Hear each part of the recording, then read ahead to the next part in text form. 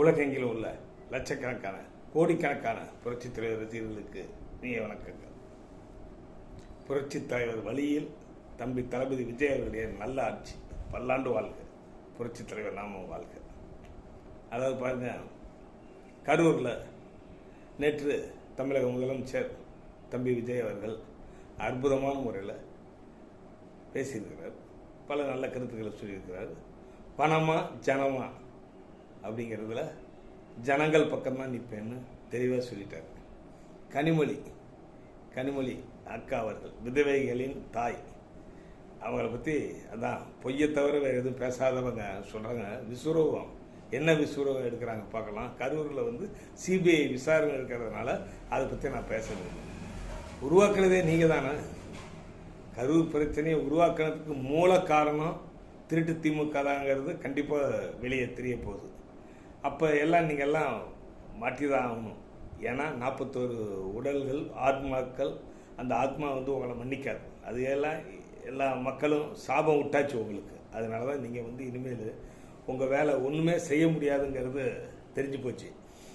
41 உடல்களையும் அடுத்த 4 மணி நேரத்தில் 5 மணி நேரத்தில் உடனே எத்தனை டாக்டர் வந்தாங்கன்னு தெரியாது. பிரதேச சொன்னீங்க, இதுக்கெல்லாம் நீங்கள் பதில் சொல்லி ஆகும். அப்போ ஒரு நல்ல காரியம் செய்கிறார் அவர்.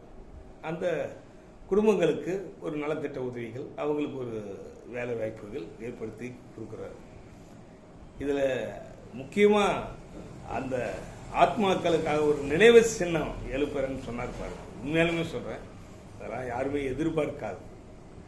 ஒரு நல்ல ஒரு எண்ணத்தோட, ஏன்னா இவங்கெல்லாம் அந்த மாண்ட கட்சிகள் பாருங்கள், அந்த செலவைக்கிறதுல கூட இந்த ஒவ்வொரு ஊர்லேயும் அரசாங்க பணத்தில் முத்தமிழ் அறிஞர் நம்ம கலைஞருடைய சிலையை வச்சப்ப சுப்ரீம் கோர்ட்டே சொல்லிடுச்சு, ஹைகோர்ட்னு சொல்லிடுச்சு, நீங்கள் உங்கள் சொந்த செலவில் செலவச்சா பரவாயில்ல, அரசாங்க செலவில் எதுக்கு செலவிக்கிறீங்க, கருணாநிதிக்கு எதுக்கு செலவிக்கிறீங்கன்னு கேட்டாங்க.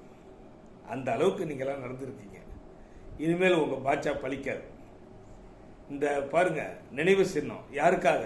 41 உயிர்களுடைய ஆத்மா நினைவாக அந்த இடத்துல. இனிமேல் இப்படி ஒரு சூழ்நிலை எந்த திருட்டு கட்சிகளாலும் வீணா போன கட்சிகளாலும் ஏற்படுத்தக்கூடாதுங்கிற நல்ல எண்ணத்தில் தம்பி தளபதி விஜய் அவர்கள் இதை அறிவிச்சிருக்கிறார். அதை முழுமையாக நாங்கள் உலகமெங்கும் வாழும் புரட்சித் பக்தர்கள் வரவேற்கிறோம். அப்புறம் ஏடிஎம்கேல சில பேர்லாம் இருக்காங்க, ஆஹா தீர்ந்து போன கட்சி அந்த கட்சி இந்த கட்சின்னு பேசிட்டு. இதில் என்ன சந்தேகம்? அனைத்து இந்த அண்ணா திராவிட முன்னேற்ற கழகம் நீங்கள் கோடிக்கணக்கில் கொள்ளடிக்கிறதுக்காக புரட்சித் தலைவர் வச்சாரா? நீங்கள் கொள்ளடிக்கிறதுக்காக புரட்சித் தலைவர் கட்சி ஆரம்பிக்கல.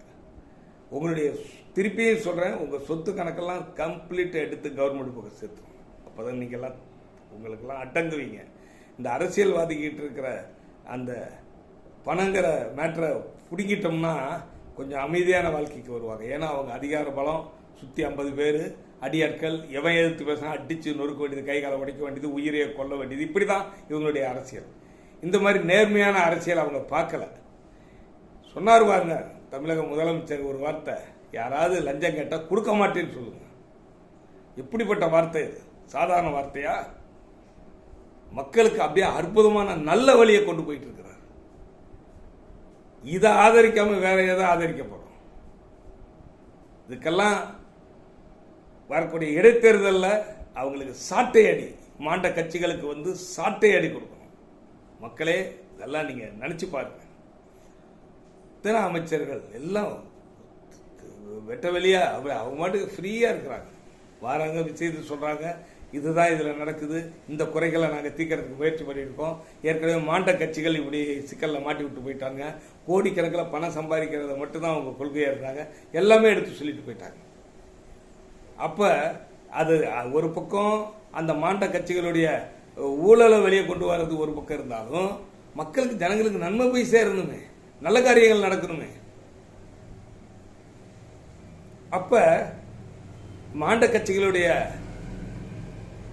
பண கொள்ளையிலிருந்து தமிழ்நாட்டை காப்பாற்றினது ஒரு பக்கம் இருந்தாலும், இனிமேல் ஜனங்களுக்கு நல்லபடியா வசதி வாய்ப்புகள் ஏற்படுத்தி கொடுக்கணும்னு சொல்லிட்டு தான் கலெக்டர்கிட்டலாம் தமிழக முதலமைச்சர் அற்புதமான ஒரு எல்லாம் போங்க, போய் ஜிஹெச் ஆய்வு பண்ணுங்க. நினச்சவங்கெல்லாம் போய் ஆய்வு பண்ண முடியாது அல்லவா? கலெக்டர் போகணும், இல்லை மந்திரி போகணும், இல்லை எம்எல்ஏ போகணும். அதுவும் சொல்லப்போனால் முன்கூட்டியே சொல்லிட்டே போகணும்.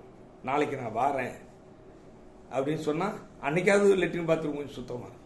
என்னை பொறுத்த வரைக்கும் துப்புரவு தொழிலாளர்களை இன்னும் அதிகமாக போட்டு சம்பளம் இப்போ கொடுக்குற மாதிரி 2 பங்கு போட்டு இந்த மாதிரி ஹாஸ்பிட்டலில் இருக்கக்கூடிய அந்த தூய்மையை பலப்படுத்தணும்.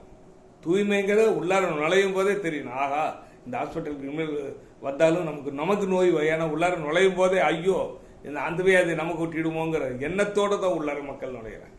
அந்த எண்ணத்தை மாற்றணும்.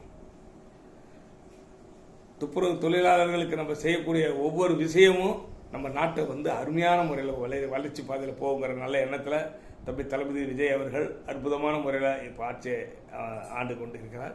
அவர் பல்லாண்டு வாழ்க. புரட்சி தலைவர் வழியில் தம்பி புரட்சி தளபதி விஜய் அவர்களே நல்ல ஆட்சி, பல்லாண்டு வாழ்க. புரட்சி தலைவர் நாமும் வாழ்க.